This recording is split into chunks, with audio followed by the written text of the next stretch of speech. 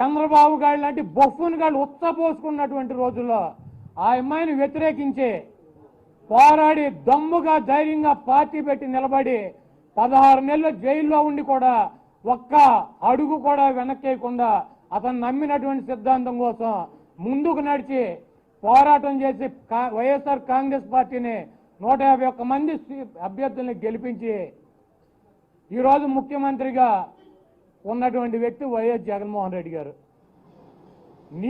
నీది నీ బాబురా నీచమైనటువంటి బతుకు, కుక్క బతుకు. 74 ఏళ్ళైనటువంటి వృద్ధుడు ఎన్టీ రామారావు అటువంటి వ్యక్తిని వెన్నుపోటు పొడిచి వెనక నుంచి సిగ్గుమాలినటువంటి బతుకులు రమ్మియ్యి వెన్నుపోటు పొడిచి ఆ పార్టీ నుంచి ఆయన్ని సస్పెండ్ చేసి ఆ ముఖ్యమంత్రి పదవిని ఆ పార్టీని దొంగిలించినటువంటి దొంగ వెధవలరా నువ్వు నీ బాబు. జగన్మోహన్ రెడ్డి గారు వెన్నుపోట్లు రావు, గుండెలు చీలుస్తాడు ఎదురు నుంచి.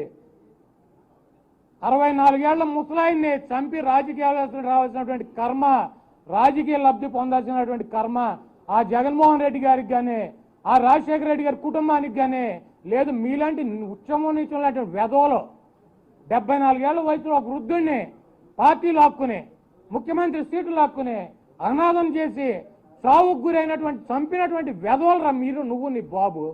అటువంటి మీ నీచులు జగన్మోహన్ రెడ్డి గారి గురించి మాట్లాడతారా? సిగ్గు శరం లేదు బాబు కొడుకులకి.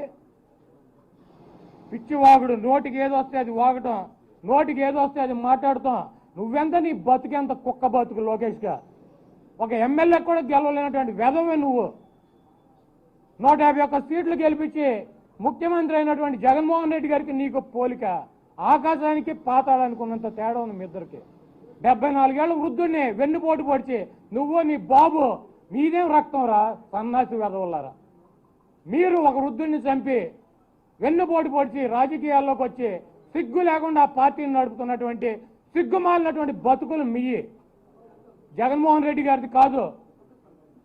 జగన్మోహన్ రెడ్డి గారు సోనియా గాంధీని వ్యతిరేకించాడు. నీ బాబు ఉత్తపోసుకున్నటువంటి టైంలో వ్యతిరేకించి పోరాడి 16 నెలలు జైల్లో ఉండి ఈరోజు ముఖ్యమంత్రిగా ఉన్నాడు. అటువంటి వ్యక్తిలో నువ్వు మాట్లాడేది సిగ్గులేని వెధవల్లారా. అదేవిధంగా ఏది పడితే 10th క్లాస్ తప్పాడు జగన్మోహన్ రెడ్డి గారు.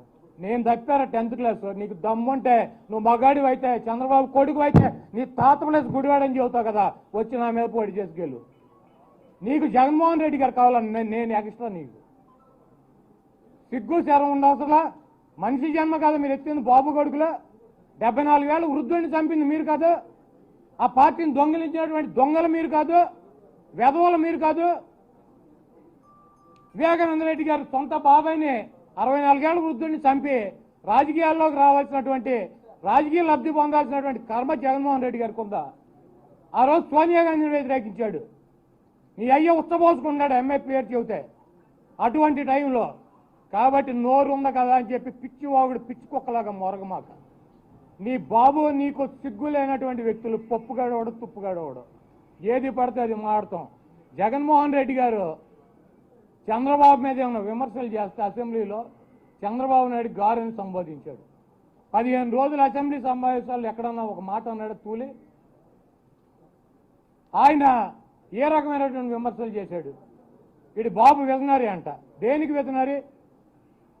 ఇటువంటి సన్నాసిని ఖండనన్నట్టు తెలవనటువంటి వ్యక్తి విజనరీనా?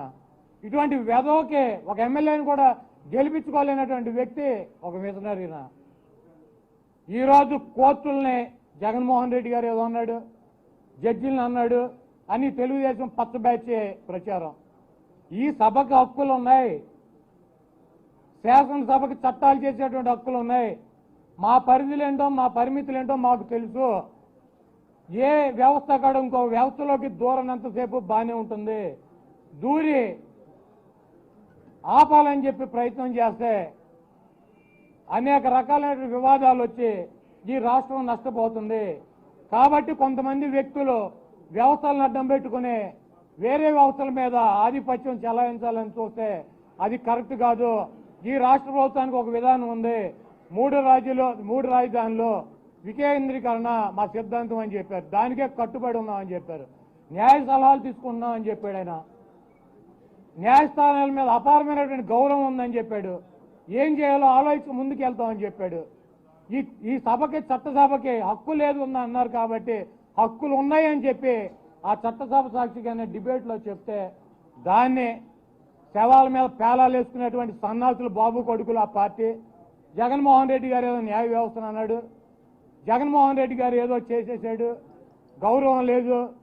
అందరికన్నా పేదవాడిని అట్టడుకున్నటువంటి వ్యక్తులను కూడా గౌరవించేటువంటి జగన్మోహన్ రెడ్డి గారు. కాబట్టి నోరుంది కదా అని చెప్పి పిచ్చి కుక్కల్లాగా బాబు కొడుకులు మరకుండా ఒళ్ళు దగ్గర పెట్టుకుని ఉండాలి.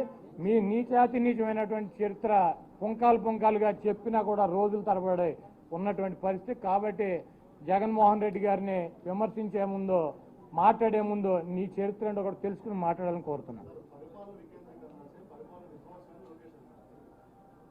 ఇప్పుడు లోకేష్ అనేటువంటి బొఫ్ఫూన్ గాడు అసలు వాడికి ఏం తెలుసు? ఆడు ఒక టన్నో 2 టన్నులో పప్పు తినమంటే తినటం తెలుసు. ఒక 25 లక్షలు పెట్టి బాదం పప్పు, జీడిపప్పు, పిస్తా పప్పు తినమంటే తినటం తెలుసు.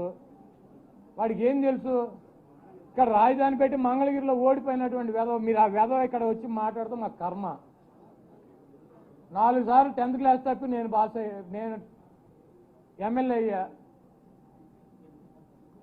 వీడు ఎక్కడో అమెరికా వెళ్ళి స్టాన్ఫర్డ్లోనే ఎక్కడో చదివి పీకి వచ్చానని చెబుతాడు. వచ్చి మంగళగిరిలో పప్పు సొద్దులాగా తప్పాడు ఇక్కడ. ఎందుకు అది బతికేనా?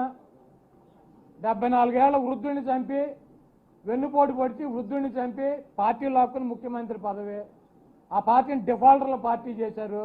అది కూడా ఒక బతికేనా? జగన్మోహన్ రెడ్డి గారి చరిత్ర ఆకాశం అంత ఎత్తు ఉంటుంది. వీడి అవినీతి కానీ వీళ్ళు చేసేటువంటి దొంగ కార్యక్రమాలు కానీ పాతాళం అంత లోతుంటాయి. కాబట్టి ఎక్కడ కంపేర్ చేసుకుంటారు? నాకే సరిపోయినటువంటి ఈ వెధవలు జగన్మోహన్ రెడ్డి గారి గురించి మాట్లాడేది.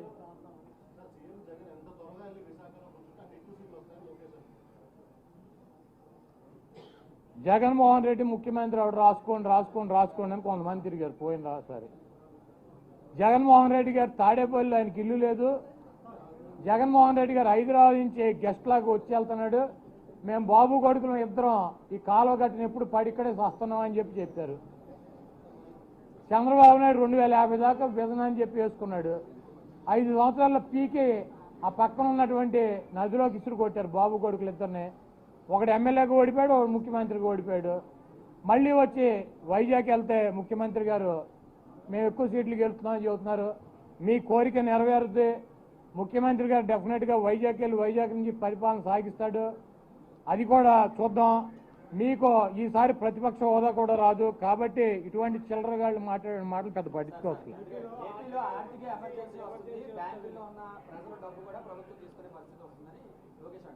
అసలు ఆడి పప్పుగాడి ఆడి బుర్ర లేక ఆడి నెత్తంతా పప్పు పెరిగిపోయి ఆడేదో పిచ్చుకొక్కలాగా వచ్చి ఇక్కడ మాట్లాడుతుంటే మీరు ఆడి గురించి నన్ను అడిగితే ఆడేదో అపరం మేధావిలాగా ఆడు 10 సార్లు గెలిచినట్టు, ఆడి బాబు తాత లేకుండా ఈడే పార్టీ పెట్టి మొత్తం ఒక సామ్రాజ్యాన్ని సృష్టించినట్టు, ఆడు పనికిమాలి చవట సన్నాసి. ఆ పార్టీ వాళ్ళంతా ఏడుతున్నారు ఎక్కెక్కి, ఈడేవడ్రా బాబు దరిద్రుడు మాకు దొరికాడని.